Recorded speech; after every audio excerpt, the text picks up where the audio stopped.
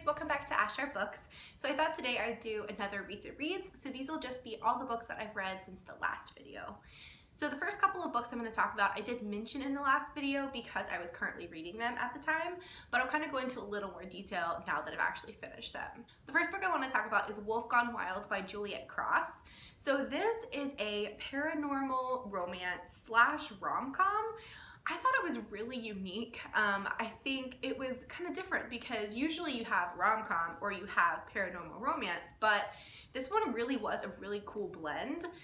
So in this book, it's about witches and it's about werewolves, and there's a lot of other like supernatural creatures in the book as well. So our main character in this book is, or our hero is a werewolf who can't turn. So something has happened to him, a kind of curse has been put on him, so he can't turn into his werewolf. And he's kind of losing it, he's going crazy. He's a really, really great guy, like a really just stand-up person, but because he can't turn, his like alpha, as they call it, and you get his like inner dialogue in the book, who's hilarious because he's like what you'd expect like a typical like alpha male to sound like. So his inner dialogue is like going crazy because he's like, I gotta get out, I gotta get out. And so it's both funny and sad at the same time because he can't turn. So he goes to get help from a witch. Our heroine is a witch, and I love her. She's in a group of sisters who basically are kind of like the head witches of the town. So this book also takes place in New Orleans, which I thought was just such a fun setting. I don't know, I think that always has like a really cool like mystical feeling to it. Personally, I've only been there once, but I could completely see and visualize everything that the author was describing. So he goes to her for help, and she technically is not supposed to be helping werewolves, but she kind of bends the rules because I think she really feels something for him. Really just a friendship to start with. And she is so adorable. Our heroine is both really strong and also like just the cutest. Like she's so geeky. She's into like comic books, and she loves Star Wars, and it was just so adorable. Like it was really the perfect combination of supernatural elements and like rom-com, like cute first date, and like funny thing, like scenes happening. So I really loved it. I love that we got to meet her sisters and kind of see how she kind of helped him. This is going to be, I think, a series where each book follows, I believe, a different sister is the way they're going with this, which I hope, because I already have a couple that I'm like, ooh, they need their own book. So I highly recommend this. I give this one 5 out of 5. It just really like honestly kind of blew my socks off. I really enjoyed this. I thought it was really cute. The next book I read was To Catch an Heiress by Juliet Quinn. This is book 1 in the Agents of the Crown series, so it is a historical romance. And this book I did really enjoy. I will say book 2, which is How to Marry a Marquis, I did enjoy a little bit better. And yes, I read them out of order, but it's all okay.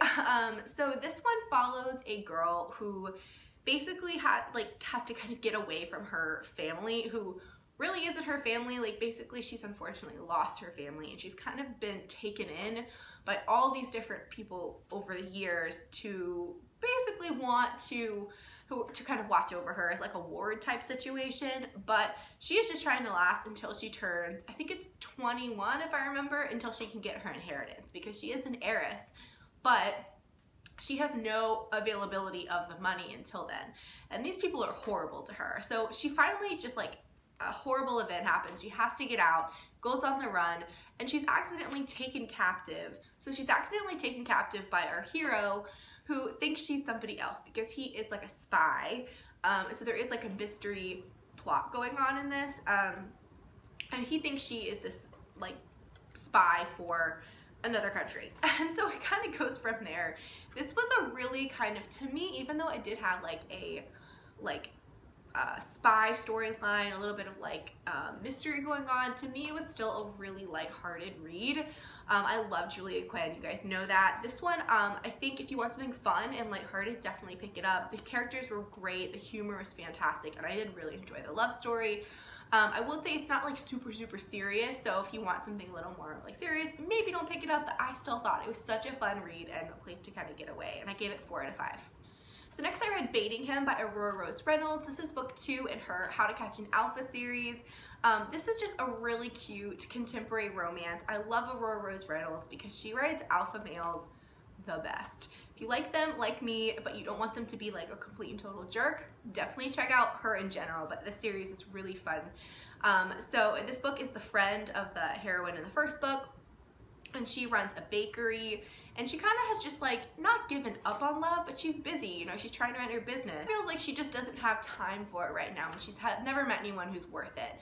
In comes our hero, who actually runs a series of like nightclubs, and then he has like other properties, so he is wealthy. And there definitely are some stereotypes going on in this book, like, you know, he's an alpha male, he's very wealthy, things like that. But I don't know, it was still so cute. And it's definitely like kind of an insta love, I'd say. It was a pretty quick love, but Aurora Reynolds, in my personal opinion, just does them really well, and so they're kind of believable, and you like feel yourself completely falling along with the heroine, which I think is why it works. So I give this one 4 out of 5. I love these. If you want something quick and fun, I highly recommend them, and I will for sure continue with the series. So next was one of my most anticipated books of the year, and that was Wild at Heart by K.A. Tucker. This is a sequel to The Simple Wild that came out a couple of years ago and was one of my all-time favorite books of last year. So this really is a sequel. You definitely do need to read The Simple Wild before you pick up Wild at Heart, but I loved it. I know there's been a little bit of mixed feelings I feel like I've seen on the interweb, but for me, I loved it. I gave it 5 stars. Obviously, I can't go into too many details because I don't want to spoil it for anyone who either hasn't read it or hasn't read The Simple Wild yet, but it was so good. It basically just followed the couple from the first book through them kind of trying to figure out the relationship, how to be together, like what to give up, what not to give up, and I mean, it was definitely a very character-driven book. I will say there wasn't like massive plot elements that kept me like engaged, but I was just such a sucker for a couple that I didn't care. Like I literally would have read them like going to the laundromat and been entertained. So for me, it really, really worked, and I loved it. And I would read anything that K.A. Tucker put out, especially about this setting. I loved Alaska. I found it was so much fun. And every time I read one of these, I feel like I need to visit Alaska. So loved it. I would recommend, especially if you've read the first book, definitely pick up the second. The next book I read was Chasing Cassandra by Lisa Kleypas. So this was another one of my most anticipated books of the year. They both came out, I think, either on the same day or within a couple of days of each other, which was nice, but also like, man, same day. So this is the last book in her Ravenel series, I believe. And so this is book 5 or 6, I can't remember, and I love this series. You guys know I love Lisa Kleypas for historical romance. I think she's just the queen of it and cannot do wrong with me. And this is about Cassandra, who we've kind of obviously seen throughout the whole series. It's Pandora's sister, and she's the one who is just such a sweet character and has really been wanting to find love this whole time. And she's kind of watched all of her siblings who maybe weren't that interested in love and marriage find it, and she kind of feels like, well, she would never say this because she's just the sweetest person, but she's kind of like, well, why did they get it and I don't? And so this is her love story with Tom Severin, who you meet in a couple of the previous books. He's friends with a couple of the other like heroes in the books, and I love Tom so much. He's a self-made man. Like, I love myself a self-made man in a historical romance. Like, he's wealthy, but he came from pretty much nothing, like very, very humble beginnings. He's also very closed off, and he thinks at the beginning of this that he has like a frozen heart and he can't feel. I think he says at the beginning he has like 2 emotions or 3 emotions, and like love is not one of them. Clearly, spoiler alert, he might find out he can love someone, but this was such a good book because, oh my gosh, I can't even have words. Like, Tom was hilarious. The 2 of them together were so funny. It really was, without giving too much away, kind of a friends to lovers in a way, because they kind of did become friends and kind of learned to get along, and before they kind of fell in love. And I loved it. If you've read the rest of the series, pick it up. I would say I would recommend reading the rest of the series first, the Ravenel series. The first one is Cold Hearted Rake, just because it's a family saga and you kind of get to see the rest of the family, and so by the time you get to this one, you're desperate for it. So I loved it. It was such a good conclusion, and I for sure want to reread like the whole Ravenel series now. The next book I read was Tweet Cute by Emma Lord.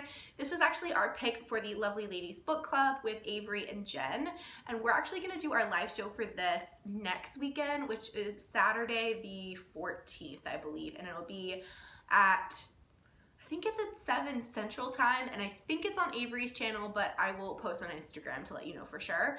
So I won't say too much because obviously we're going to talk about it in the live show, but this is a YA contemporary romance, and I really enjoyed it. It was definitely different. It's kind of this like rivalry book where these two, so our hero and our heroine, her family owns this big burger kind of like corporation, like restaurant chain, and then our hero, his family owns like a local deli in New York, and the whole story kind of follows them like kind of battling it out on Twitter because their families are like kind of rivals in a way. I feel like I'm not selling this. It was really cute. They also go to the same school, and they have kind of like a fish out of water thing with the heroine. I really liked it. I gave it 4 out of 5.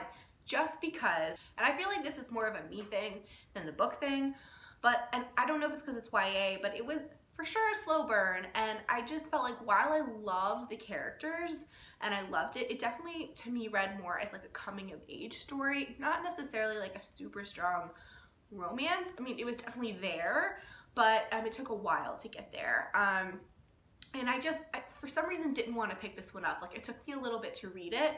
But again, it wasn't bad. It was so cute. I really would recommend. I just think sometimes I struggle with YA contemporaries like recently or in the past few years.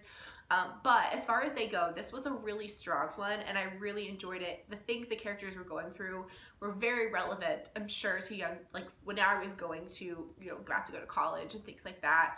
So it's very relevant, especially if you are a little bit younger, but even if you're not, it was super cute, and I really did like the characters. Okay, so the last two I read were Breath of Fire and Heart on Fire by Amanda Boucher, which is books 2 and 3 in the Acre Chronicles, which is a fantasy romance series you've probably heard me talk about a lot before, because the first two are my absolute favorites. Like, I've read them so many times, but I had never actually finished the 3rd book because I think I was just putting it off because I didn't want it to end. I finally did finish the 3rd book and loved it. It's so good. Like, this series, guys, really is one of my all-time favorite fantasy romance series. It's got the best couple. It's got a kick-ass heroine and Kat. Griffin is like pure alpha male, but like the sweetest, swooniest one. He's like a warlord, and oh my gosh, guys. Like, I love this series. If you like fantasy romance with really cool world building, really interesting magic, and then just like the best romance, I cannot suggest this one enough. It's also on the Audible Escape Romance package, which is how I listened to the last two. So it's a really good audiobook as well. So if you want to do it that way, it's on there. And if you've read it, let me know, because I'd love to chat about it, because I feel like not that many people I know have read it, and it's so good. All right, guys, those are all the books I've read over the past few weeks.